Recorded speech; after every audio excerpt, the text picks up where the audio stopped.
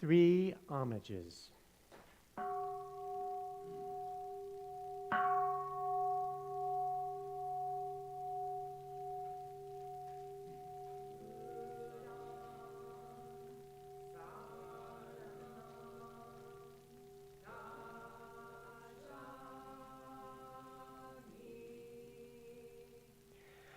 Budam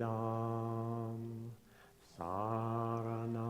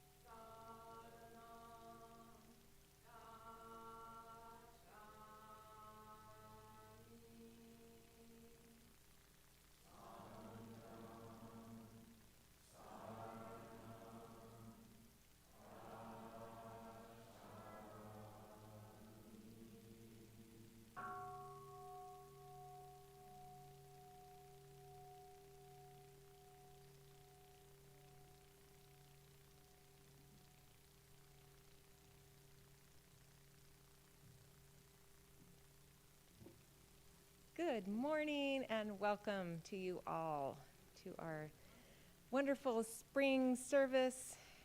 Actually, that was last time, but it feels like more like spring today. So we will celebrate it again. And wonderful to see you all here. We're very happy to see everyone. We will begin our service with incense offering. And so you're all welcome to come up to offer incense in gratitude to the wisdom and compassion of Amida Buddha or a dear teacher. We all have dear teachers in our lives, so it's important to give that gift back in gratitude. We will begin also with our chanting of the Shoshinge Sutra, written by our lineage founder Shinran Shonin over 850 years ago in Japan. And this sutra is chanted very traditionally in vertical columns, going from top to bottom and right to left. If you're new and this is very confusing, you are welcome to just sit and listen and take in all the good energy. There's a little translation at the bottom if you'd like to read that. But we do encourage you to try the chanting because it really is a beautiful expression. It goes through all the teachings of the 7 masters of Pure Land Buddhism from India, China, and Japan. And so it is a wonderful way to connect with everyone here and beyond. As we offer incense in gratitude, we have 2 other altars in our hondo. Altar right over here is the Medicine Buddha altar for extra healing energy for yourself or for a loved one. You may offer incense here. Or our Kanon Bodhisattva altar to offer compassion to yourself or a dear one, or one who has transitioned. So everyone is really welcome and encouraged to come up and participate in this beautiful offering. Thank you.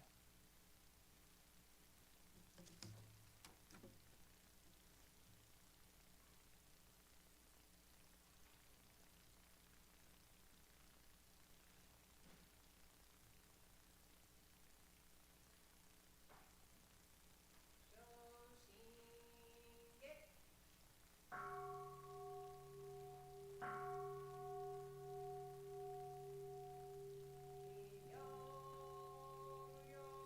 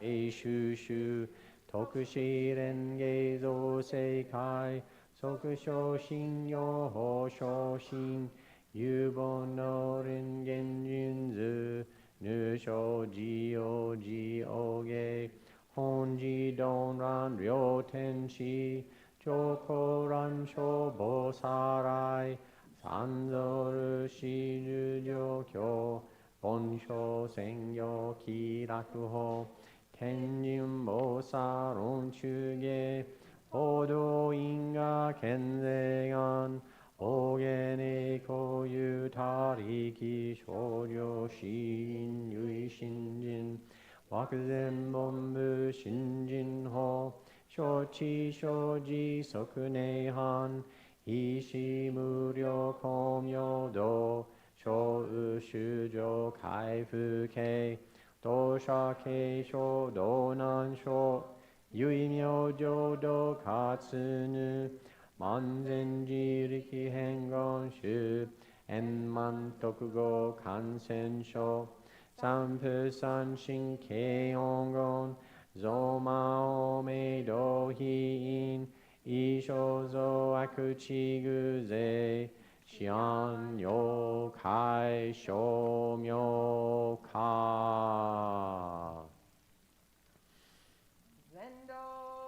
独名武将意公愛上三両逆悪公明明後見二年開入本願大智慧幼者少女今後心狂気一年総合用意大と逆三人即小小子上楽見信公開一大教変気安養官二祭先祖出身反戦人法慶二道小弁流国十悪人唯勝部雅薬剤非摂取中煩悩証言追復権大非無権上昇が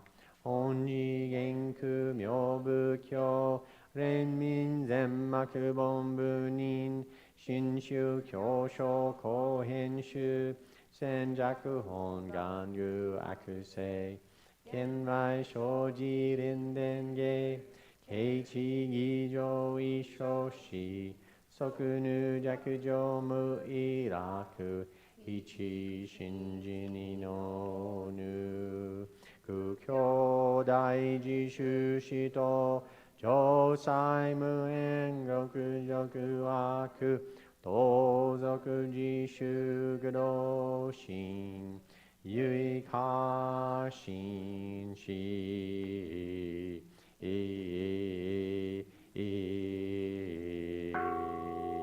こそせナムアミダアブナムアミダアブナムアミダアブナムアミダブナムアミダアブナムミダジョブのこの方は今に自己を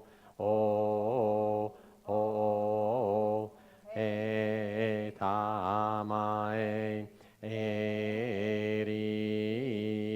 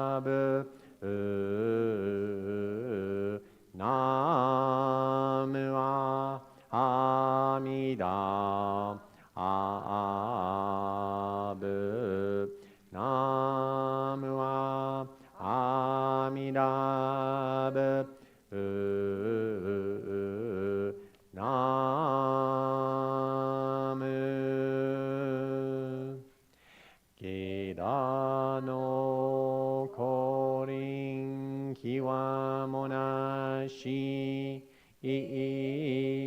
お嘘くかむるものはみいなむを離ると述べたもおうようどうかくに奇妙せよナムは阿弥陀仏ナムは阿弥陀仏ナムは阿弥陀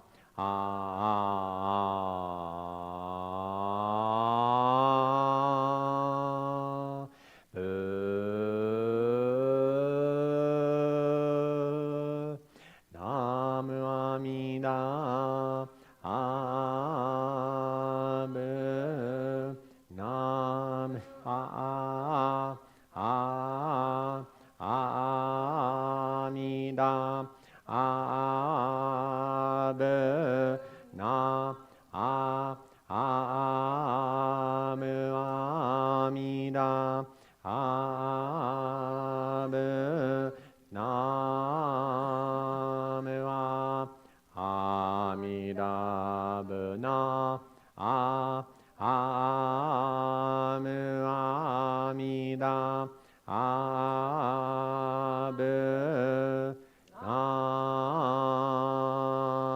む少女光明ならびなしぐしこうのゆえなればいさいのご受けものぞこりぬひきょえを奇妙せよ栄光安にしくどく平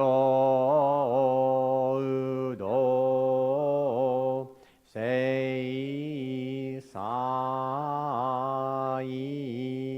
同菩提心往生は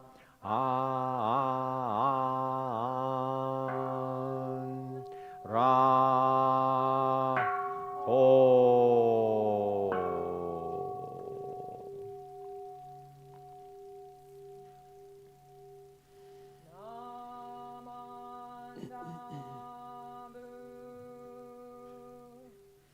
ナマンダブナマンダブナマンダブナマンダブナマンダブナ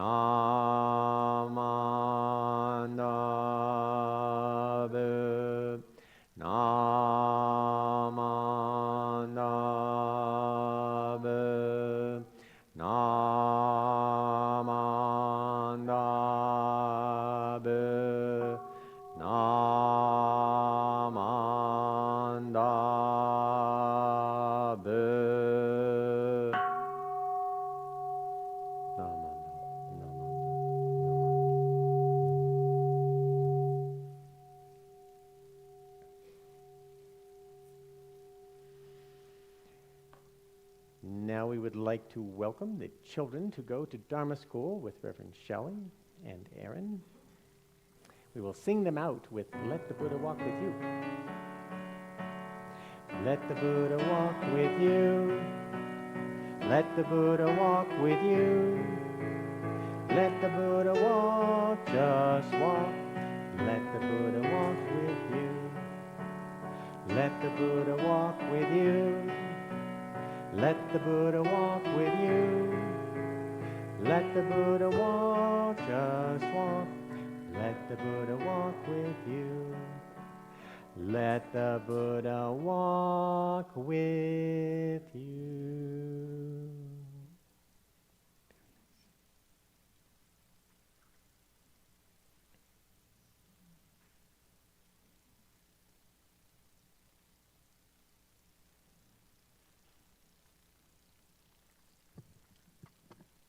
Good morning.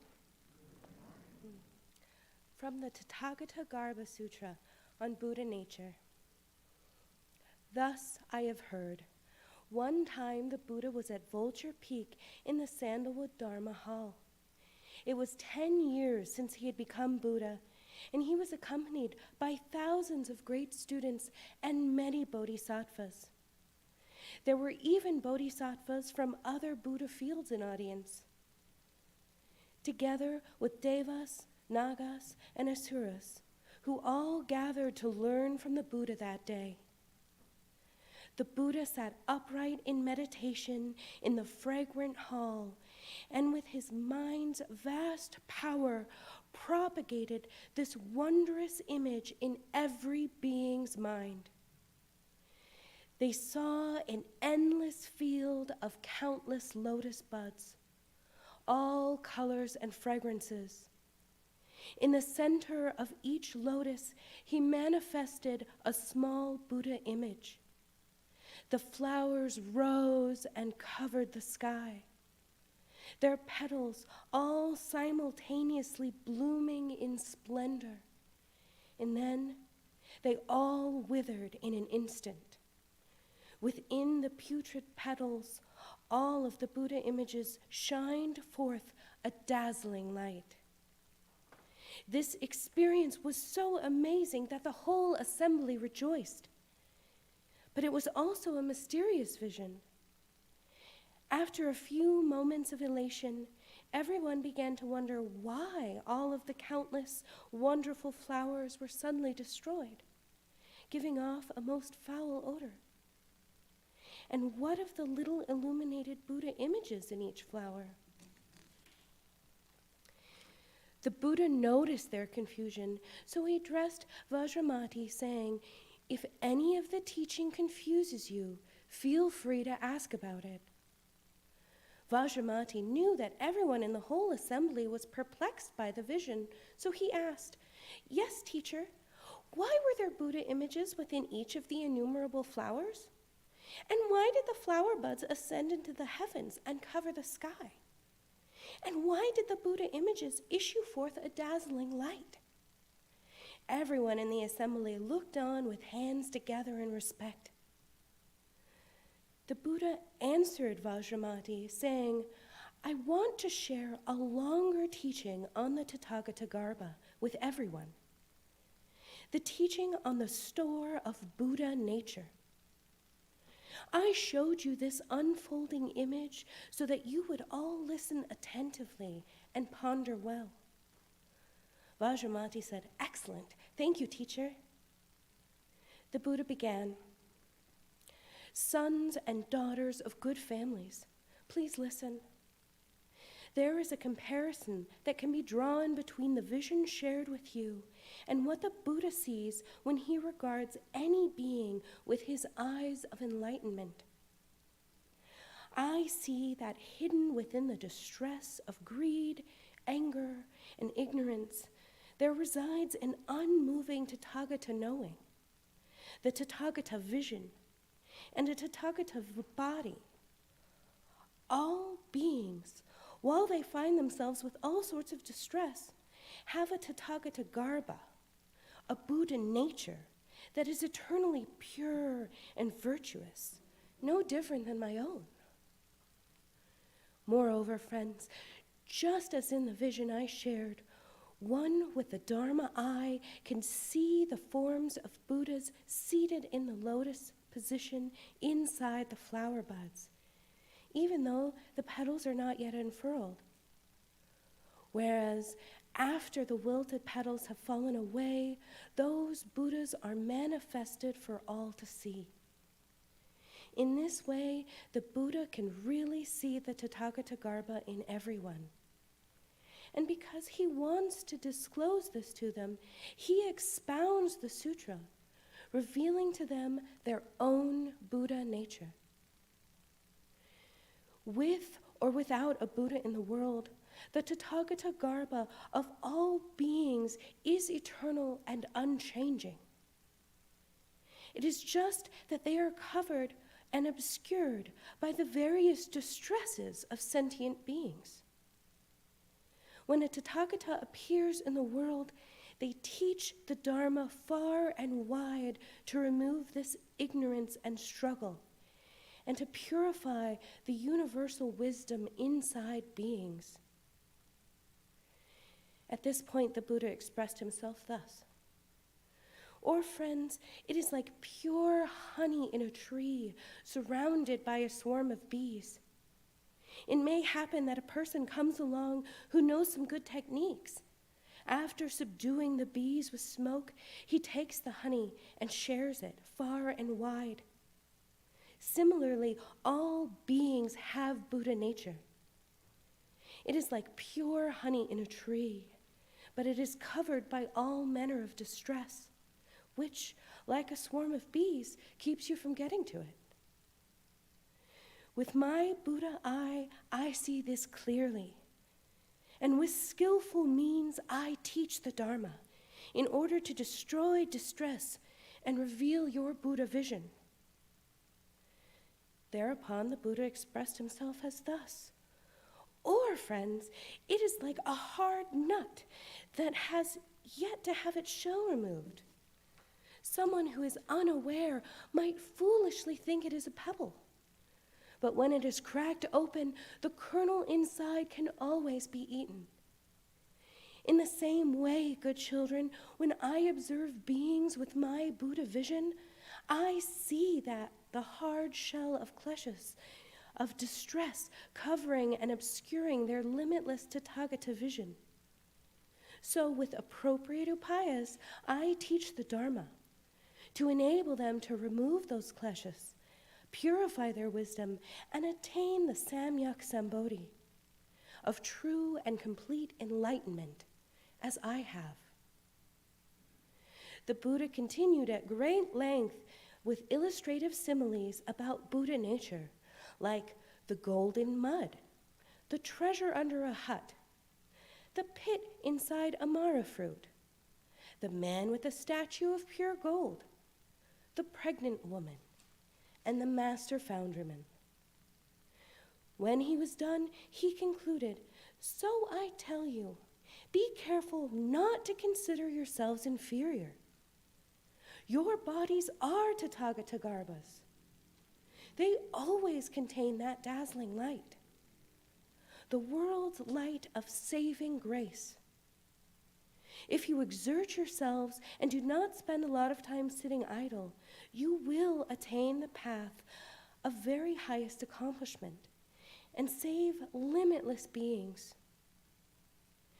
After you have heard this Tathagatagarbha Sutra and practiced just as it has been explained, you will become Buddhas, just like I am now."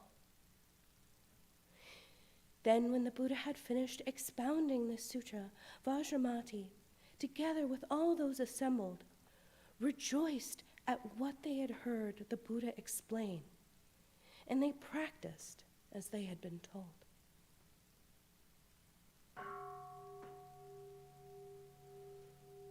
We will now have a few minutes of meditation accompanied by music.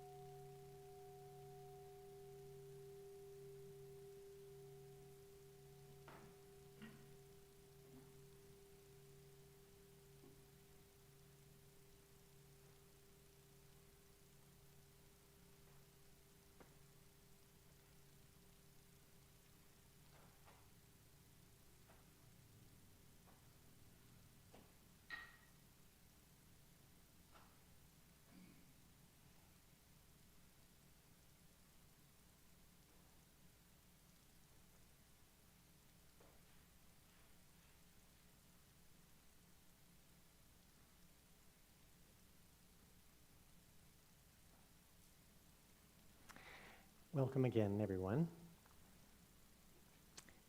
to Reno Buddhist Center, as always. Dr. Matsunaga would always start his Dharma talks. Welcome to Reno Buddhist Center. So he would also tend to hop up out of his seat while he was doing his Dharma talks, which was fun. But in my situation, it would be dangerous for me to hop too much, so I will not.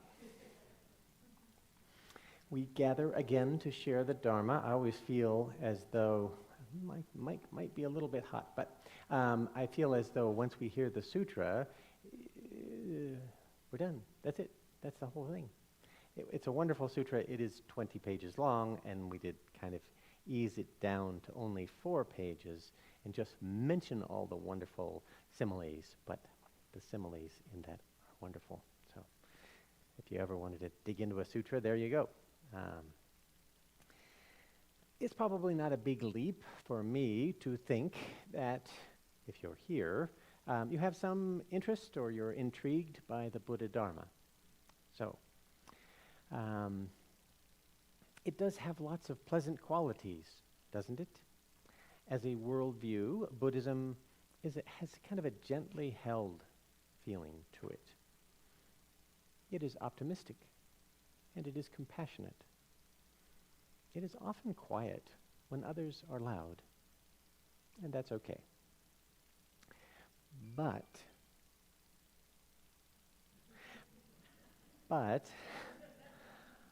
often there's some little misgiving going on. People can be interested in the Dharma, but they just sort of look at it from the outside. There are these folks that we call nightstand Buddhists. They're people who never go to a temple, never talk to another Buddhist, but they have a stack of Buddhism books next to their nightstand and they read them at night. And they haven't quite, in the old way they would describe it, they haven't really dipped their toe in the stream yet. They're standing next to the river, and then the other shore is enlightenment, the wonderful end stage, I guess, of the Buddha's path, and they're just sort of standing on the shore, watching the other people get their feet wet, and so it's a little bit tragic that many of us will pause there on the side of the river. It comes from a feeling or the thought that, well, it all sounds really wonderful and great. It really wouldn't work on me. And I just don't mean me in particular. All of us have this misgiving. It's a feeling that you yourself could never really change that much and become good. This thought puts us on the spiritual sidelines, or the side of the stream, as I said. And as the old coaching saying goes, as long as you think you could never really reach enlightenment, you probably won't. So, I know personally, I put aside any consideration of big goals for now. Just, and I focus on immediate challenges of maybe harming a little bit less, or being helpful to others today. This situation of low expectation is a little sad, because all the Buddhas and Bodhisattvas want us to know and be very well aware that enlightenment is for all of us, each and every one. Amida Buddha dedicated his eons of practice in deep meditation and wisdom to that goal, that we all know well that we are okay, just as we are, that we know that we have what is a wonderful nature inside us. We have what it takes to become wonderful beings. We actually are often wonderful, but that escapes our selfish delusion, or it's clouded by our misunderstanding of everything. So, on a tough day, we feel that Bodhi is just not in our nature. So what is your nature? Ask yourself. Yes, ask yourself right now, what is my nature?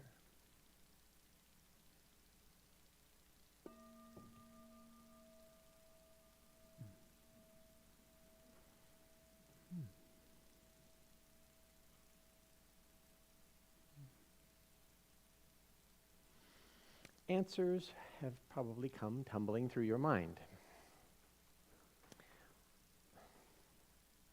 It sounds like a flock of seagulls has landed on the top of the temple. I don't know what that is. The nature of the temple is creaky. There we go. About ourselves, we can think, I'm sort of like this, or I'm that. Some people will think, well, I'm curious. Some people think, well, I'm frustrated. I'm angry, or I'm afraid. We all seem to have a sense of our nature. And our nature isn't very changeable. For example, as a child, I was always trying to get the other children to go on some adventure or play some game. I was a kind of a leaderly kind of kid. And as I sit here in front of you, it seems that I'm still a little bit like that. It's just the way I am. It's okay. It's my nature. So, we humans can also have many natures, and they can be in actual conflict with each other, like being attracted to singing, but being afraid of crowds, as some performers report. The Buddhas and Bodhisattvas want us to know that fundamentally, clear, bright awareness is our nature. That spaciousness and peace are our nature. A Buddha can see in us these wonders and can also see we are unaware of the glory inside. We heard that in the sutra. The Buddha concluded with saying, don't sell yourself short. One way they have illustrated this idea of something very special inside us is teaching about Buddha nature, Tathagata Garbha. Tathagata is just another word for Buddha, and Garbha is kind of I think the literal translation is womb, so it's a place where things grow and gestate that will become wonderful, but at first are just small things. So the good news is that on the nature front, everybody has Buddha nature. Obvious question, what is Buddha nature? It is the innate potential for enlightenment that exists within all sentient beings, a fundamental aspect of our being. It might actually be a fundamental aspect of being, but we won't get into that. It is the unchanging, indestructible, ever-present spiritual aspect of our true nature that is often obscured by ignorance and delusion, by delusions of separateness and identity. Buddha nature can be found in many sutras. The Tathagatagarbha Sutra was naturally our first stop. A sutra about the Buddha Garbha, or the storehouse of Buddha-ness, Buddha nature, the potential for awakening. I started talking here about pointing out that we may all feel a little bit of an impediment, that we feel that maybe we don't really have enough Buddha nature to really make this whole thing ignite. So I'm not going to step into that stream. I'm just going to let it run by and watch the other people step into the stream. As I said, it's great news. You do, and that's important. You're okay just as you are. You have everything you need to be fulfilled and compassionate with you right now. The bad news is you don't know it. Or worse, you may not believe it. Often when people come to Buddhism from another worldview, they are sensitive to the word faith. But in this case, you got to have faith. It's important. The Buddha did say that's like the single most important thing in this whole worldview is to have that faith and confidence and solidity and knowing that the Buddhas and Bodhisattvas are teaching, and their teaching is authentic. All the Buddhas and Bodhisattvas would not steer you wrong. Buddha nature is an innate potential within all beings, even humans. Yeah. From our subjective vantage point, it can be difficult to recognize potential inside us, especially if we're caught in unending circular thoughts about other thoughts and the negative self-talk thing goes on. It limits what we can know about ourselves. So, if you don't think you have Buddha nature, it is helpful to reflect, think about this. Think about your positive qualities. Everybody has them, such as kindness, compassion, and generosity. Reflecting on these qualities can help you see that you have the potential for goodness, and that potential is already quite active in you, even if you don't know it. Or try self-compassion. Treat yourself with kindness and understanding, as though you were your own dear friend. This sounds odd, but people are hard on themselves, and when you offer that idea, treat yourself as though your dear friend was having a tough spot. What would you do? How would you care for them? And then do that for you. So, by developing self-compassion, we begin to see ourselves more clearly and recognize our innate potential for growth and change. It can be helpful to seek guidance from a teacher, a mentor, spiritual community to help you recognize and develop your Buddha nature. A teacher or community can help guide or support or encourage and can help you see beyond your limitations of self-doubt. So, regular spiritual practice of meditation and mindfulness will help develop greater awareness of and bring insight into the workings of your mind and the nature of everything around you. This can help you recognize Buddha nature in yourself and others. It comes when we develop clarity and understanding. I'm hoping it'll stop. Okay. I hate to digress, and Reverend Shelley hates it when I do, but one time there was an earthquake in Verdi, and this place shook. And it's a brick building, so having grown up in the Bay Area and seen those pictures of San Francisco in 1906, I'm thinking, inside, though, it has a wood frame, and the whole thing just bounced back and forth, and it rang like a drum. So, hopefully the creakies are over. Remember, we are talking about Buddha nature. Recognizing your Buddha nature is a process that does take time and effort, as the Buddha pointed out in the sutra. It requires willingness to let go of limiting beliefs and the negative self-talk. We cultivate positive qualities, kindness, compassion, wisdom, and acknowledge those qualities. Notice when they happen. Notice when you think, oh, I did good there. Okay. You need that pat on the back. It's good. With practice and patience, you can come to see and experience your Buddha nature.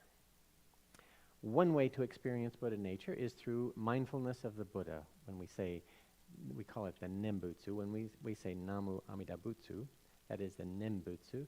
Nen means mindfulness, Butsu means Buddha, so that's mindfulness of the Buddha. We tune in to the Buddha with our Nembutsu. We harmonize when we chant. We're harmonizing with the energy of the Buddha. And through this practice, we become more aware of our own thoughts, of our emotions, those sensations. By way of observation, not control. We just watch. Just watch how it plays out. And we learn to see beyond those habitual patterns of thinking and behaving that limit us, the karmic residue of life that overlays and obscures the wonderful Buddha qualities in each of us, like those lotus blossoms in the vision that the Buddha propagated. One time, a student asked Master Shinran, our lineage founder, how to experience Buddha nature. He replied, just practice the Nimbutsu. In chanting or reciting the Nimbutsu, we sit quietly and just chant. Through regular practice, we begin to cultivate a deeper sense of gratitude and insight and begin to recognize that innate potential to awakening that exists within us. If you're an active person, you can experience Buddha nature through compassionate action. Compassion, we say, is when we see someone needs something to bring happiness, and then we are compelled to act to provide that. It's energized sympathy in a way. It is an essential quality to realizing Buddha nature. Because in compassion, we cultivate awareness of our interconnection, and we experience empathy with all beings. The Lotus Sutra teaches a lot about this potential to become Buddhas that exists in all beings. And that includes even the most difficult and troublesome beings, even those we might consider to be enemies or adversaries. This is the challenge. But through cultivating compassion, we begin to see ourselves and others more clearly and develop a greater sense of humility and openness to the world around us. Because even though we count them as adversaries, they're struggling too. And the things that are bothering us about them are often things that are inside us, and we just see ourselves in them through this selfish delusion that we operate within. I'm reminded of a student in China who asked his teacher, "What is Buddha nature?" And the teacher replied, "A toilet brush." The student was confused and asked, "What do you mean?" The teacher replied, if you want to clean a dirty toilet, you use a brush. When the toilet is clean, you throw away the brush. Buddha nature is like the brush. It helps us clean up our minds, but then we let it go. So, the story shows that Buddha nature is not something that needs to be acquired or created, but rather it already is present in us. It exists. Like the brush, it is a tool that can help us to purify our minds and hearts and clean out some nasty stuff that we carry around. We should not become attached to that brush for obvious reasons. Of course, simply having the potential for enlightenment doesn't mean that it will automatically come to us. To realize our Buddha nature, we engage in spiritual practice of all different forms.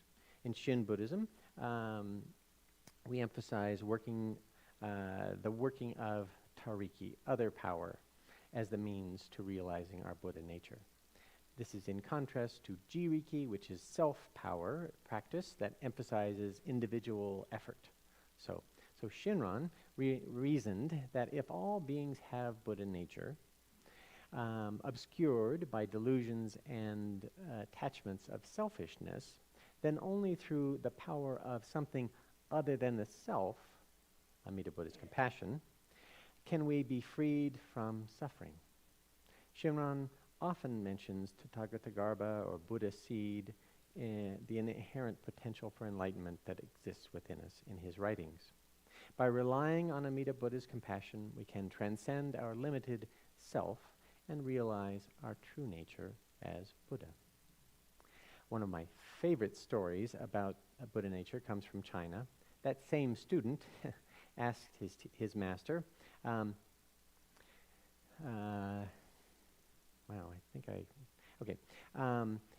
the same question. Again, So it's one of those students. Have you ever had one of those students who just keeps you asking you the same question over and over again? That's a good student. This time he asked, "What's Buddha nature?" And the master replied, "Buddha nature is a donkey." Now, some translations use a slightly less nice word for donkey that may come to mind, but since some of the children did not go to Dharma school, we won't say it. So, again, the student was confused and asked his teacher to explain. The master said, "When you ride a donkey, the donkey carries you. Similarly, when you practice the Dharma, your Buddha nature carries you to enlightenment." So, I love the story because it reminds me that we don't have to strive to become someone else in order to energize our Buddha nature. We don't have to become perfect or flawless. We simply need to cultivate awareness of our own innate wisdom and compassion. As Nanny Abilene said in The Help, "You is kind, you is smart, you is important." This is the Buddha's message to you today. You have it inside you. Water it, cultivate it, nurture it, and the seed will grow into a beautiful flower. There. So that the quality of Buddha nature, powerful and transformative. When we contemplate that nature, we can recognize potential in ourselves and let it come forth. It's in there. It's just waiting to break through. So, whether through the Nembutsu, that mindfulness, or acts of compassion, or the practice of quiet reflection, we begin to recognize and experience our own Buddha nature. And we see it in others. Sometimes that's easier. So that's why we bow to each other, not to elevate the Bonbu Nin before you, but as an acknowledgement of their inherent potential, the seed of a Buddha within. As the Buddha said, all beings have Buddha nature, just like water and ice. There is no ice without water. There are no beings without Buddha nature. So please make gasho and share with, say after me, this Buddha's great wish for everyone. May you be happy. May you be free from harm. May you receive boundless compassion. And may peace and harmony fill your heart.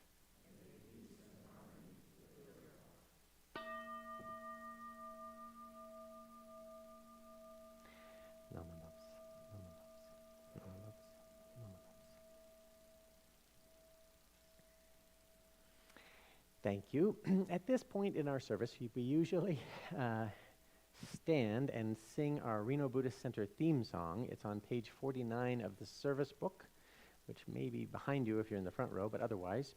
And Masako will play the piano for us. So.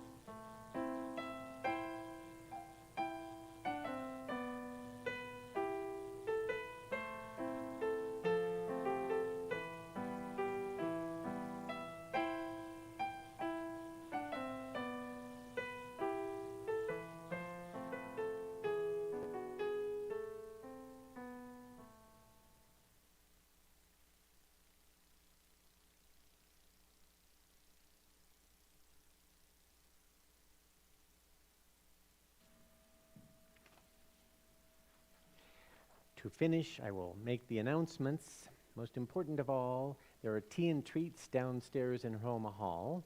You go through that door and circle around. Yes, there is a newcomer circle we will hold in Roma Hall. So if you're brand new and you just want to find out about RBC, it's good to come to that. Very important, we have a membership information meeting.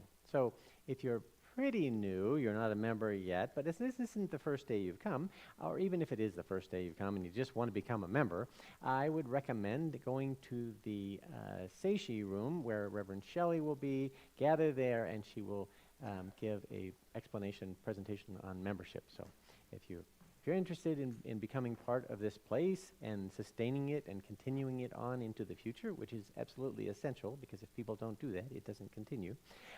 It's been more than 10 years now since Dr. Matsunaga died, since our founders, the last of our two founders, died.